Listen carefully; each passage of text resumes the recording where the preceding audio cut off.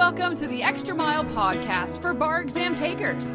There are no traffic jams along the extra mile when you're studying for your bar exam. And now, your host, Jackson Mummy, owner of the Celebration Bar Review.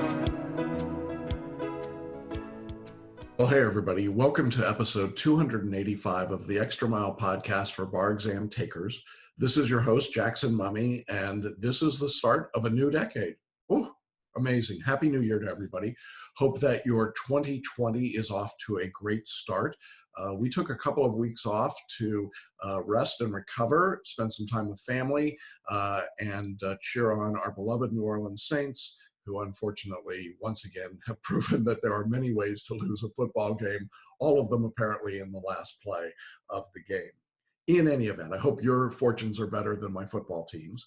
And we are excited to be back with you to start and renew our series and this podcast episode.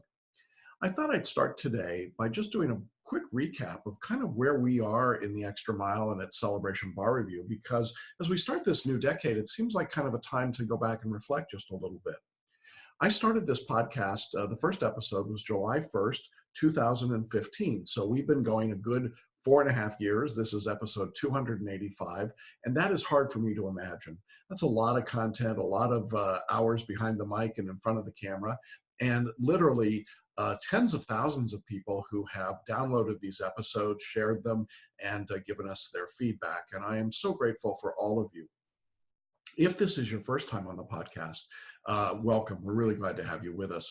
We produce the podcast in both video and audio formats. I'll just let you know that if you want to watch the video, you can go to celebrationbarreview.com episode or barreview.com/285 to watch the video. If you prefer to listen to your podcast, you can do that on Apple Podcasts or on iHeartRadio or on radio.com or Spotify, or any number of places where podcasts are syndicated, and be sure and subscribe so that you don't miss out on any episodes. And we've got complete show notes in both versions, so make sure you check that out. If you'd like to go back and listen to any of the prior 284 episodes, you can do that. It's all contained on our website. Just go to celebrationbarreview.com, click on the podcasts and blog link, and you will find all of the previous episodes right there. Now, I also thought that it would be interesting today to kind of just take a quick look back at where we are at Celebration Bar Review, because, you know, over the years, so much has happened and changed, and I wanted to just share with you a little bit of that evolution. The company that we now call Celebration Bar Review actually started in 1972, and its name at the time was Smith McLaughlin Hart, SMH Bar Review. Smith and Hart were Harvard law professors, and Walter McLaughlin was a student of theirs, and they formed a bar review company in 1972 when the National Conference of Bar Examiners created the multi-state bar exam. And SMH Bar Review became, in its day, the leading and #2 bar review nationally in the live structured bar review courses, what today I call a big box bar review. Well, I wasn't around in 1972, but I did come along in the late 1980s, and I joined SMH, started working for them, and eventually became a lecturer and a regional vice president, and stayed with SMH for a number of years. Then in 1994, a partner and I bought out SMH Bar Review and acquired the company, and we changed the name to the Study Group. And we converted SMH Bar Review from a traditional live bar review course into home study bar review, because we felt that the demographics of the market were changing and people wanted more convenience, and it was less critical to sit in a classroom environment. Well, we had great success as the Study Group for several years, and then we split up with our partner. And at the time that we made the split, we changed our business name from the Study Group to Celebration Bar Review. In those years since 1994, Celebration Bar Review has worked with over 10,000 bar review takers in virtually every state in the country. Louisiana is really the only place we haven't helped, but we've been in the Virgin Islands, we've been in Puerto Rico, we've been any place that the multi-state bar exam or the uniform bar exam or state exams like California, Florida, Texas, Georgia, and in its day, New York, New Jersey, and many others were provided. Over those years and those tens of thousands of people that we've worked with, we've had enormous successes. And part of what we've tried to do in this podcast series over the last few years is to highlight many of those stories. In fact, you can find over 80 current videos just in the last couple of years of successful Celebration Bar Review students on our website. It's on our testimonials link. And I encourage you to check those out. The odds are good that you'll find someone's story that mirrors or matches yours in many significant ways. But we also know that there are a lot of people that don't want to come on camera for good reasons, just aren't comfortable doing that. And I thought that in this year of 2020, what I would do each week in the podcast is to take one particular student comment that wasn't a video and just give them a student shout out and share with you part of what they had to say to us about the course and about their journey. And I hope that in doing that, what I can do is to encourage you in wherever you are on your journey to passing the bar. You know, I think that many people see our videos with successful students and they're incredibly uplifting for them. And we're very grateful for the people that choose to share their stories. But I also want you to know that they're not unusual in our world. We have lots and lots of students that are successful. And I think sometimes people lose sight of that and think, well, it must only be those 80 people. And nothing could be further from the truth. So I wanted to share with you, starting off today, with a student of ours. Her name is Lilith. And Lilith was a California bar taker who studied with us. And she sent me this email saying, with thankfulness and relief and gladness, I'm happy to let you know that I passed the July 2019 California bar exam. Thank you for all of your investment in me as a bar taker, for the wealth of knowledge and the priceless lessons that will last me way beyond the preparation and passing the bar exam. She goes on to say, my journey was unusual, but my testimony is priceless. Like you used to tell me, my children were learning from me. They learned patience, they learned perseverance, and they learned reliance on God. And Lilith concluded her note to us by saying, God bless you and your family and your ministry of uplifting and empowering bar takers to represent his righteousness as attorneys before our state's bars. Well, congratulations, Lilith. We're very proud of your accomplishment in passing the California bar exam. It's the toughest bar exam in the country, and we know what a big deal that is. We know how difficult the journey is for every bar taker, and we're particularly pleased when people are able to do that, reach that pinnacle, but also to share it with their families and to model for their children, as Lilith did, those attitudes of perseverance and faith and moving forward. And we know that Lilith's going to be a terrific member of the California bar. We're excited always when people get over that hurdle in any state, but in California in particular, it's such a big accomplishment. So thanks for the kind words, Lilith. Congratulations to you and to your family. And we are delighted that we were part of your journey in the July 2019 exam. All right, well, we'll do more of those listener shout outs each week. If you've got something you want to share with us or a story, send it to me. Send it to jackson@celebrationbarreview.com, and you might be one of the students that we feature in an upcoming episode. Well, today in our podcast episode, we are going to finish up a series that we started before the holidays. It was called The Three Voices of Fear. These were the voices that we hear in our heads that can keep us from success on the bar exam.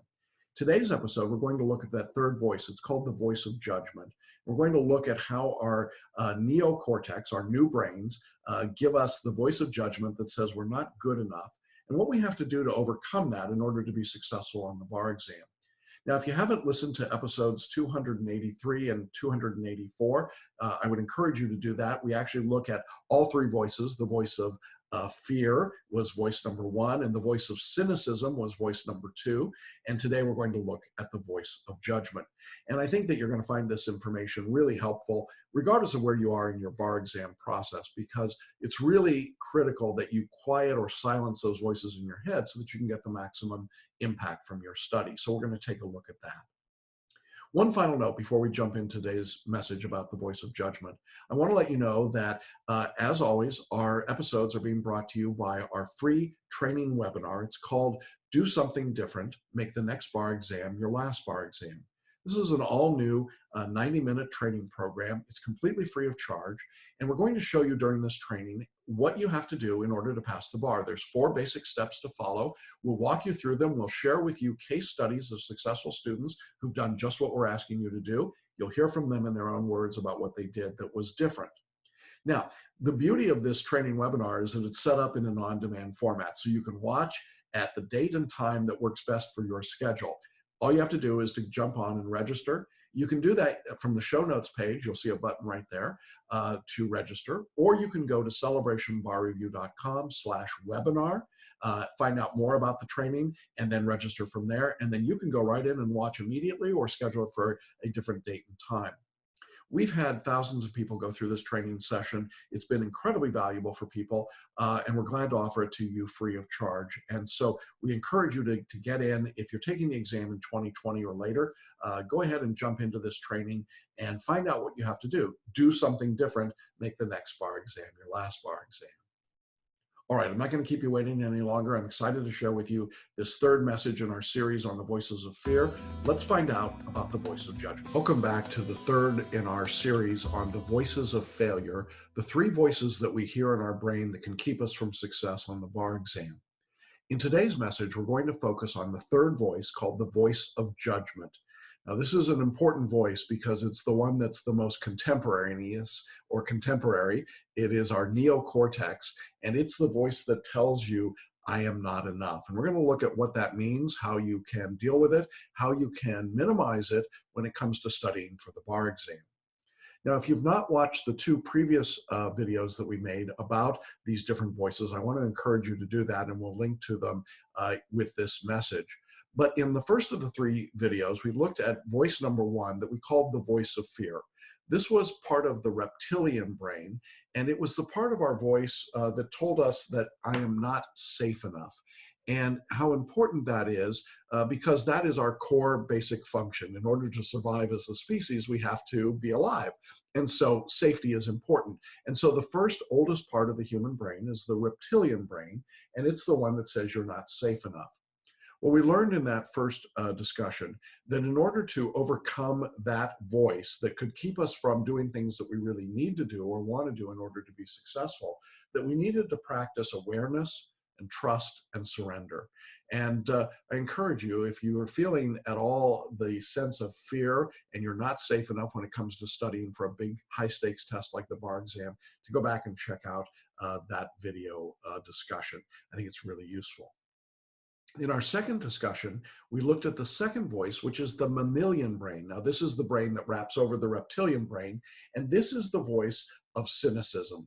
The mammalian brain wants to feel loved or accepted, and this voice says you're not loved enough, you're not accepted enough. Think of a kitty cat versus a tiger that's charging or attacking. We want to feel safe and purring, and instead sometimes we're on the attack. And the voice of cynicism gets in the way of bar takers and causes them to be fearful, but also to be aggressive. And that aggressiveness, that cynicism, can get in the way of learning and doing the things you need to do in order to be successful when you're studying for your bar exam or any high stakes matter. And so the practices that we looked at in that discussion were the practice of gratitude and forgiveness and kindness. And it's really just sort of defusing that mammalian brain and getting it to relax enough that you can let new information in. We also talked about some of the tools that would be helpful to deal with both the voice of fear and the voice of cynicism. We discussed paraliminal recordings, audio meditation, and a variety of other things. So again, I encourage you to check out those two discussions if you've not heard them. But even if you haven't done that, today's discussion can stand on its own because the voice of judgment is really the highest level brain functioning that we have. If you think about the human brain as being layers, we start with the oldest layer, which was the reptilian brain, and then over that was the mammalian brain.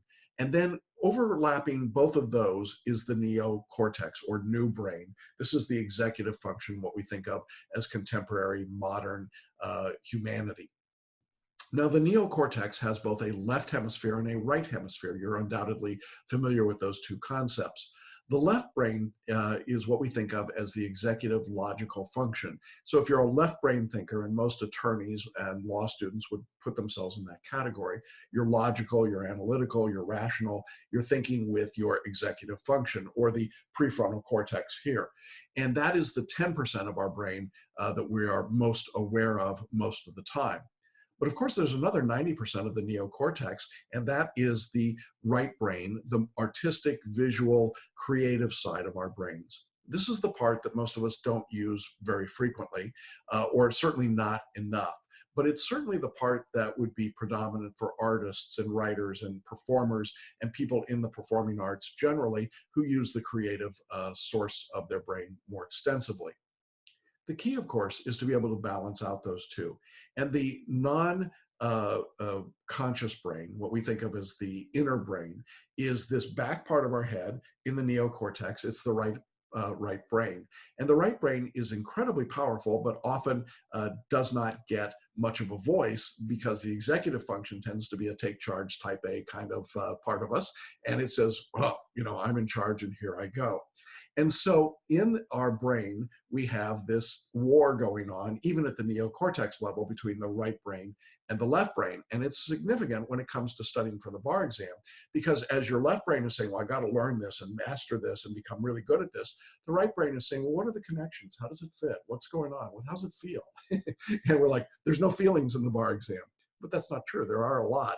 And using your intuition, as I've talked about in many other places, using that selectively is actually tapping into that right side of the brain, that non-conscious 90%, and it's incredibly effective when you do that. Now, I think it's important, before we delve deeper into this neocortex and the voice of judgment, to recognize that all three voices that are in our brain evolved through human physiology to protect us from danger, to keep us from making bad decisions or doing things that might terminate our lives and cause the species to die out. So they have valid functions. They act as guardians whenever we've got new information or new circumstances to deal with. And what we've discovered is that when you take on a high stakes, high pressure situation like a bar exam, those voices become more pronounced in almost everyone's head. And so they become guardians that keep us from making the changes we need to make in order to be successful. And so sometimes change is bad, but sometimes change is necessary and it's good. And I would argue that change in order to learn and be successful on the bar exam is absolutely vital. And if you let these three voices drown out your ability to make change, what will happen is that you'll find yourself in a cycle of repeating failure. And that's what I often see when I'm working with students who fail the exam over and over and over again. These three voices have become so loud in their head that it's virtually impossible, without really being intentional about it, to break them down and get past that and open up the student to recognize that they have capabilities and resources that could make them more effective. So I encourage you to think about this as something that affects everyone. And it's not always bad, but you want to be able to control it and modulate it so that it doesn't become a roaring scream in your mind that causes you to not hear anything or be able to do anything that you need to do in order to be successful. And of course, sometimes you feel like, well, I don't want to do that because I'm afraid, or sometimes I don't want to do it because I don't want to be laughed at or thought of as being strange or weird. But this third voice, the voice of judgment, says, well, listen, I'm just not enough. Now, where does that voice come from? Well, for many of us, the voice of judgment is actually personified in someone's voice, physical voice that we heard, typically as a very young child. Now, that voice of judgment may have told you that you were fat or funny or too skinny or too stupid or too slow or not good enough at baseball or not good at anything. It seems like virtually everyone has a favorite, and I use favorite in quotes, a favorite family story of the embarrassing thing that happened to them when they were a child. In my family story was that I apparently stuffed a whole bunch of cookies down my pants in a grocery store when I was 3 or 4 years old and walked around with cookies in my pants. Now, I'm not sure what cookies in my pants has to do with being a bar review provider or a teacher or a dad or a grandfather or a successful businessman or anything else, but I still remember the story, and it was a not famous, but certainly a favorite story in my family, but kind of an embarrassing story. And for many years, I would never have shared that story because I was embarrassed. It made me feel like I'm not enough. And I would suspect that if I asked you to stop for a minute and think about a story in your history, in your life, there is some story that gets told about you that makes you feel less than, that makes you feel like you're not enough. Sometimes those stories keep us from reaching the real possibilities and heights of things that we can do. Sometimes there are people in our lives who are encouragers. There is probably someone in your life, a teacher, a friend, a family member, a parent, a sibling who said, you know what, you're amazing, you can do anything. And you believe them. And here you are today taking the bar exam. And that's wonderful. That's the kind of modeling that you want to have and to be part of. Unfortunately, in our culture, most of the modeling is negative. It's the attempt to put someone else down. Oh, you're too dumb to ever make it to law school. What makes you think you could be a good lawyer? You can't write. You're no good at taking multiple choice tests. And the list goes on, doesn't it? And if you went to law school when I did, the basic tenet of law school teaching at that time was to try and make the students feel stupid. That was exactly what was going on. The idea was to turn students against each other and to create sort of a Hunger Games mentality among the candidates in law school. Well, that's certainly not anything that's going to boost your self-esteem or make you feel better about yourself. And so you are constantly faced with that sense of, I'm not good enough. I'm an imposter. And in fact, we've even got that title for today, the imposter syndrome. I shouldn't be doing this. I'm not good enough to do this. What makes me think I could do this? And it goes on over and over and over again. Look, if you've ever been in the practice of law and you've gone into court and you felt like you had a case that you just couldn't win, or the judge hated you, or the jury wasn't with you, or nothing was going your way, you may have felt the imposter syndrome. I'm not enough. I'm not good enough to do this. But that's a lie. The reality is that we're all magnificent creatures of the God of our understanding, of the universe, and that in that capacity we have unlimited ability to do things far beyond what we believed was ever possible. We are more than enough. We are more than enough to be successful at whatever we choose to do, including passing the bar exam. And yet I constantly meet students who have been told so many times by so many people that they're not enough, that they've begun to believe that. That's become their conditioning. It's become not only the voice in their head, but it's become an external voice to them. And it's become so prominent and prevalent in their thought process that virtually they cannot break out of that, and they expect to fail. You know, the biggest predictor of whether you'll be successful or not on the bar exam is not how hard you study or how long you study or what course you take or how much work you do. The prevalent, number one reason of success on the exam is whether you believe you'll be successful or not. If you don't believe you'll be successful, it does not matter how much else you do or where you do it or how you do it or how much money you spend. The odds are you will not be successful. On the other hand, if you believe you can pass, then no matter how many failures and setbacks you might face, you can still be successful. You know, I had the opportunity in the recent years to work with students who've taken the exam in their state 20 times, 30 times, for more than 20 or 30 years before they came to us and then passed the exam. Why did that happen? Why did someone take the exam for 30 years without success and then passed? Was there something magic that happened? No. What happened was getting rid of the voice of judgment that said, I'm not enough, and replacing it with some new practices that gave that individual the ability to believe that they were in fact enough and could be successful. So let's look at 3 practices that I think you need to encourage in your own development in order to get this voice of judgment at least muted a bit, if not completely set aside. The first practice for this voice is to be open-minded. Now, what I mean by open-minded is that it's very easy to shut down and close down. The voice of fear says, oh, this could be unsafe. And the voice of cynicism says, well, I won't think that'll work. But the voice of judgment says, don't even consider it. Don't even think about doing it. What? These people want you to photo read? That doesn't work. I'm going to check out Google or Yelp. Of course it doesn't work. I know it can't work. No one could be successful doing that. Okay. If you believe that, then you're never going to check it out. You'll never learn what might work for you, what might be helpful, how you might be able to be more successful. I am constantly confronted with students who have failed bar exams multiple times, who come to me and confidently tell me that they should do exactly what they did before when they failed all of those times, and then they expect to be successful. There is no sense of being open-minded here. I'm going to use issue spotting and IRAC writing. I'm going to memorize and recite. I'm going to create flashcards and mnemonics. Yes, and how did that work for you previously? Well, it didn't, but I'm not going to try anything differently, because why should I do that? Why? Well, it doesn't make any sense rationally, does it? And yet what that person's really responding to is the voice of judgment that says, you're not enough. And if you took the chance to be open-minded, then you're definitely not enough. You're not good enough. You don't have the self-concept to be successful. But you know, the other part of this self-concept in the voice of judgment is you have to manage reality. And one reality is that if you're not successful at what you're doing, you have to change what you're doing to get the result that you want. And I find bar students who failed can sometimes be the most delusional people on the planet.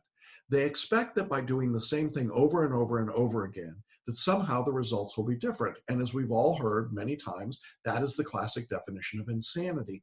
But insanity is really another way of saying that you don't understand reality. You can't manage reality. And I find for bar takers who are not open-minded that they simply aren't managing their reality. They expect that somehow the exam will conform to their needs or change to adapt to them. And that doesn't happen. That is not reality. And because they're not open-minded to new ways of studying, to new ways of writing essays or performance tests, to new ways of taking multiple choice tests, that then they literally have closed themselves off from the avenues and the pathways that would make them successful. It's one of the reasons that we share the stories of successful students with our audience, because we want to help you see that there is another path. There's another route you can take. But if the voice of judgment is so loud that you literally refuse to look at it, to see it, even when it's right in front of you, then there's very little chance of you being successful. So you have to practice open-mindedness. Now, you can practice it in small ways. You can think about being open-minded about your favorite foods or drinks or the shows that you watch or the things that you like to do. You could be open-minded in your politics. You can be open-minded in your relationships with other people. You can be open-minded about the world in many different ways. But most importantly for our purposes, you must be open-minded about the process of studying. What is it that works or doesn't work? And don't presume that you know what works based on your prior experience, when the empirical evidence would have been, for many of you, it didn't work at all. And if it didn't work, be open-minded to trying something different. Does that make sense? I hope so. Well, the second practice I think you have to follow is that you have to have the pattern of recognition. You have to recognize what's going on. Now, when we talk about this idea of self-concept, I've mentioned in some of these other videos my work that I did with Bill Harris at Centerpoint Research Institute. Bill was the creator of the Holosync audio meditation program, and until his passing a couple of years ago, really was the leader in this idea of recognition and self-awareness. And I think that for bar takers, this was particularly critical because we tend to get ourselves in a cocoon-like posture, and in the world, we start to be unaware of what's going on. We have no recognition. Plato talked about the allegory of a man in a cave, and I did a video many years ago about this, but the essence of it was that the man is chained to the wall and facing a cave, and behind him, he can't turn around, but behind him there's an opening, and the sun passes through that opening. But all the man can see is the shadows on the wall of the cave. As a result, he begins to believe that the shadows are reality. He has no idea that it's actually caused by the sun coming through the back of the cave. And Plato's view of this was that that is a great deal of what human life is like. We look at the shadows on the wall and we think those are reality, when all we really have to do is turn around and face the outside, the outside world, and realize what's real and what's shadow. Now, my point about this for the bar exam is that often bar takers begin to confuse shadows with reality. And the shadows that we start to see are the shadows of marketing and the shadows of fake news and the shadows of weirdness that's out there that says, look, all you got to do to pass the bar is study for a few hours for a few weeks, or all you have to do is memorize, or all you have to do is use an algorithm, or all you have to do is take this course that everybody takes, even though it's not empirically the most successful course out there, but because it's the biggest course, it's the one that you should take. Those shadows, those unreal statements, cause us to lose a recognition of what's going on around us. We fail to recognize that the bar exam is not testing how much law we can memorize, because that's not a skill to be valued anymore. And we fail to recognize that we're being tested on our ability to analyze a problem. We fail to recognize that our non-conscious right side brain has something to offer in this process. And along the way, we fail the exam. And then we fail it again, and we fail it again, and we fail it again. And we fail to recognize what's going on. You know, it's so obvious when I talk to a student who's been a multiple bar failure, what they have to do differently. And yet it's some of the hardest conversations that I have with people because they are so deeply entrenched in believing that the shadows they see on the wall are real. Oh, if I could just study a few more hours, or if you just had more algorithms, or if you had more mnemonics, or if I could do more flashcards, somehow I'd be successful. It's simply not true. And as we look at and function in the reality of the world, we see the bar exam has changed. Since 1972, when it started, it has modified enormously in 50 years. And yet we have people studying for the bar exam the same way that students would have studied in the early 1970s. It doesn't make any sense. It's a little bit like going to get your driver's license and saying, I can ride a horse and buggy. I know how to drive a horse. Well, that's great, but that's not the vehicle that you're using today. And so in this process of recognition, we fail to recognize what we're really doing. We also fail to recognize what our strengths and weaknesses are. The voice of judgment can really cloud up your understanding of strengths and weaknesses. Oftentimes I have people who say to me, I'm not a good writer. And when we dig in deeper, we find out they're really good writers. It's just that when they went to law school, they were told you're not enough. You're not writing the way this professor wants you to write. And therefore, you're not really a good writer. And we fail to recognize that the skills that made you love writing in the first place, or made you a good journalist or a good essayist or a good writer of creative writing, suddenly were not valued. And yet they should be. And so with that lack of recognition goes away also a lack of skill sets, and we diminish ourselves. So the practice of recognition is one way of recognizing that you are enough. It's a more obvious, rational, realistic look at what's going on. If you think you're not enough, let me just challenge you this way. Go back and think about your best friends when you were in kindergarten. How many of those friends today are members of a bar, are professional class individuals who are working in a field like law? My guess is for most of you, it'll be a relatively small number of people. You see, you've already cut yourself away from most people in the world. You're in a very rarefied group just to be taking the bar exam. And I don't care if you've taken it and failed a number of times, you're still way ahead of where most people are that you started out with. And yet we somehow think of ourselves as failures because we're comparing only to those people who are successful on the bar exam. You know, it's a little bit like my sister-in-law. She and her husband live in a beautiful place in Santa Barbara. It's a marvelous condominium building on the cliffs, looking out over the water. Fabulous, fabulous place. And she told me that she felt like they were poor. And I said, well, how can that be? I mean, these condos sell for millions of dollars. And she said, yes, but all of our neighbors are, you know, top 1%ers, multi-millionaires, the people that have millions and millions and millions, maybe billions of dollars. Well, if you're going to compare yourself to them, I suppose you're poor, but compared to everybody else in the world and virtually everybody else around you, you're quite wealthy. You're doing very, very well. Isn't it funny how we're always playing the comparison game? And the voice of judgment really loves the comparison game. I'm not as smart as, I'm not as talented as, I'm not as attractive as, I'm not as successful as, I'm not driving the car that these people are driving. The financial planner, Dave Ramsey, talks about his form of insanity, which is we buy things that we don't want to impress people we don't know with money we don't have. You know, I think that for many of us, that's really the process that goes on in the bar exam. You know, we start thinking, well, I'm not good enough because I haven't passed the exam. And yet you did get into law school. You did graduate from law school. That does make you successful. And once we sort of pull back the wrapper on that and say, recognize where you really are, for a lot of people, that's the permission that they need to go on and be successful on the exam, even when they've been blocked in many cases for years and years and years. So it's important that you recognize your reality. And then the third and final practice in dealing with the voice of judgment is to accept, allow, and appreciate. Accept, allow, and appreciate. I think coming along with this idea of recognition is that you've got to accept what it is that you are capable of doing. That doesn't mean accepting a limitation. It means accepting that you are where you are.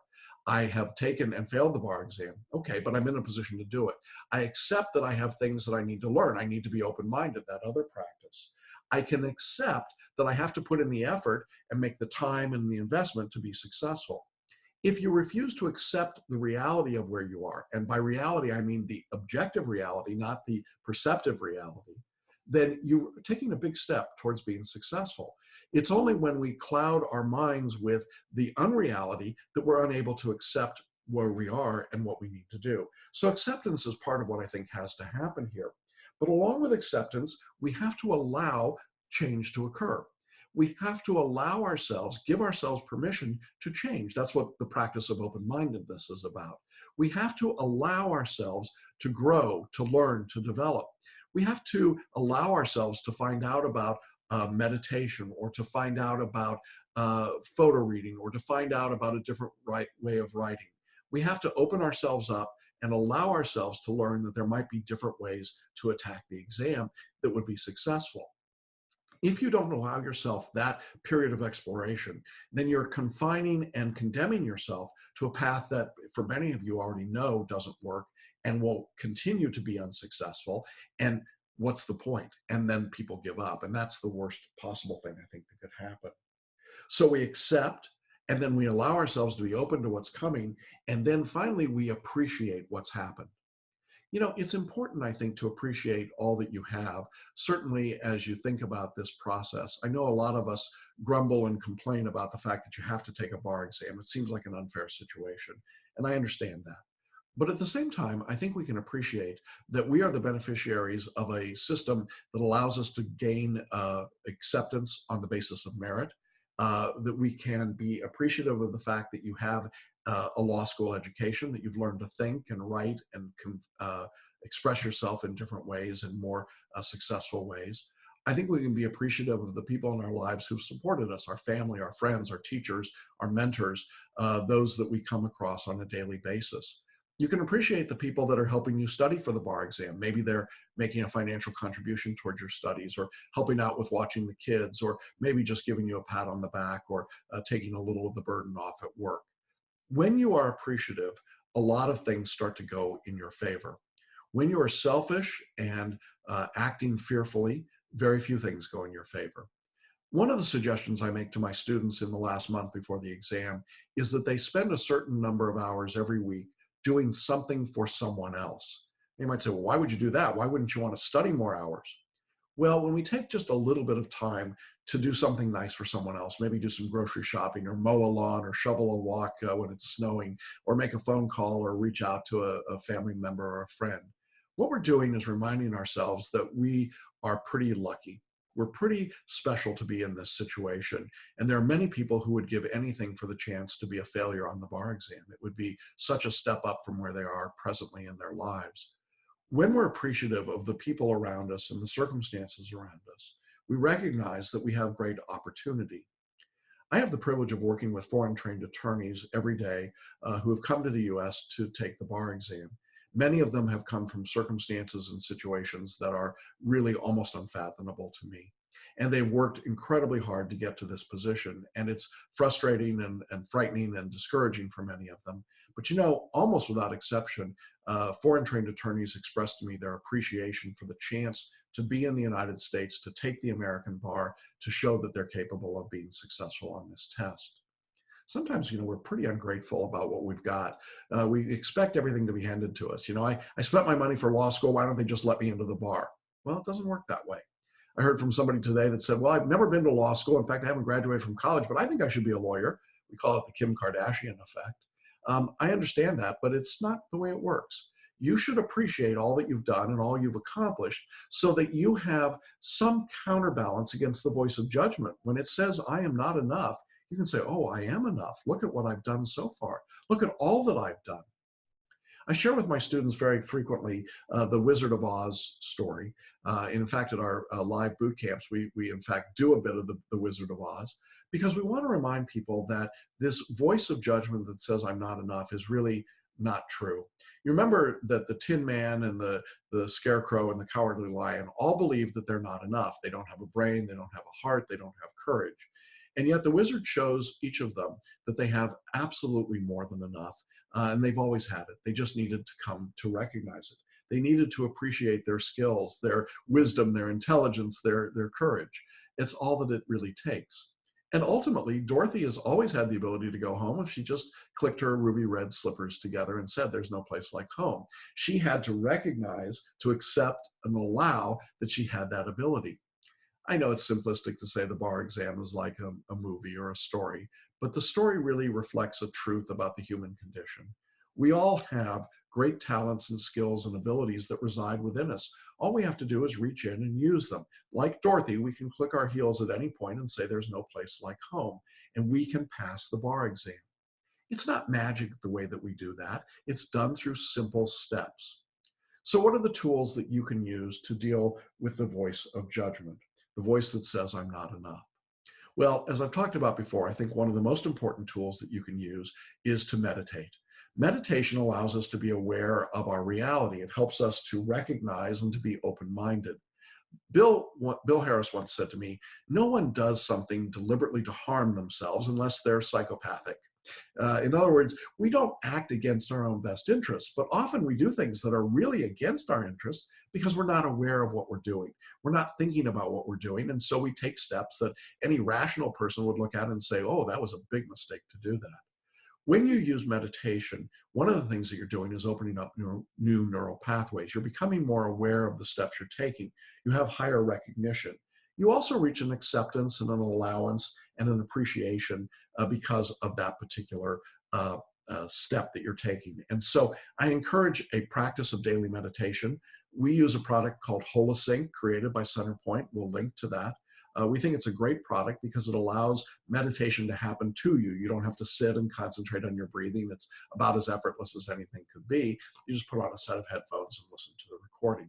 So that's one tool that we think is very important. Another tool that we think deals really well with the voice of judgment are paraliminal recordings. These are audio recordings that literally have different soundtracks for the left brain and the right brain, speaking to each side of our brain in order to massage our brain into toning down that voice of judgment and letting it fade away and replace it with the reality of what you're capable of doing. Now, we curated a set of 16 audio recordings with Learning Strategies, our partner here. And these are great recordings. They last about 20 to 30 minutes each. You just put on a pair of headphones and listen to them. And the titles are things like Belief and Power Thinking, Personal Genius, Peak Performance. They're terrific titles because among these other titles, those 4 are really great for helping you recognize that you are enough. You are a genius. You have the ability to do peak performance and to be a genius and a power thinker. And you can believe in yourself and you can believe in what you're doing. There are lots of great titles, and we encourage you to check that out, and we'll link to those as well. I also want to say that when it comes to this practice of open-mindedness, I want to encourage you, if you're thinking about studying for the bar, to look at PhotoReading. Now, there is a course called PhotoReading from Learning Strategies, but we also offer what we call PhotoReading for the bar exam, which is taking the PhotoReading course and then modifying and applying it specifically for studying the bar exam. I've been teaching that for over a decade now with remarkable results. If you watch the videos or read the testimonials of former students, you'll see that a significant percentage of them use PhotoReading, and it changed their scores dramatically. And if your first reaction to that is to say, well, that couldn't be, remember that that's the open-mindedness. That's the voice of judgment trying to shut you down. Explore it, find out more about it. PhotoReading can make a huge difference because what it does is it reads the material into your non-conscious brain, into the right side of your brain, and then allows the left side of your brain to bring that out when you need it, much like a search algorithm. And again, we'll link to that as well. Those are all tools that we use repeatedly and consistently with great success for our students here at Celebration Bar Review. And I encourage you to explore all of those as you study and prepare for the exam. Well, as we wrap up this series on the voices of failure, what we've seen and what I hope you've discovered is that there are 3 voices that act as guardians in our pathway to learning new things: the voice of fear, the voice of cynicism, and the voice of judgment. All of them have useful roles to play in our evolution and development, but none of them are particularly helpful when it comes to learning new things in order to be successful for something like the bar exam. And if you're going to be successful on the test, you'll have to learn how to control and to work with those voices, to put them in their proper perspective, not to completely make them go away, but to not allow them to drown out the work you need to do in order to be successful. If you ask me, what is it that causes a student to go from failure on the exam to success on the exam? I would tell you that most often it's when a student is able to set aside those voices in their head that tell them that they are not safe enough, or they're not loved enough, or they're not enough. And they change that with the voice that says, I'm capable of doing this. I have something to offer the world. I have something to offer the community. I have something to offer the profession, and I'm determined to do that. When that voice is the voice that someone hears, they're virtually unstoppable. And in that moment, they become really capable, really confident, and really able to do the work to the best of their ability. And that's what I want for each of you. And so I hope that this series has been helpful. I hope that you will take the messages and the teaching to heart, and that you will find a way to turn those voices of failure into voices of success. Well, that's our episode for today. I hope that you found this discussion about the voice of judgment to be helpful. I want to encourage you, if you haven't listened to or watched episodes 283 and 284, to go ahead and do that. The 3 episodes together, I think, make a great trilogy. We'll be back again next week. More information about the upcoming February 2020 bar exams, some thoughts and ideas, and more listener profiles as we move into this series and into this season in our new decade. Again, want to remind all of you about the free training webinar, Do Something Different, Make the Next Bar Exam Your Last Bar Exam. You can find all the information in the show notes or by going to celebrationbarreview.com/webinar. And we'll see you on that free training. And we'll see you next week here at the same time along the Extra Mile. Take care, everybody. Thanks for listening to the Extra Mile podcast for bar exam takers at www.celebrationbarreview.com.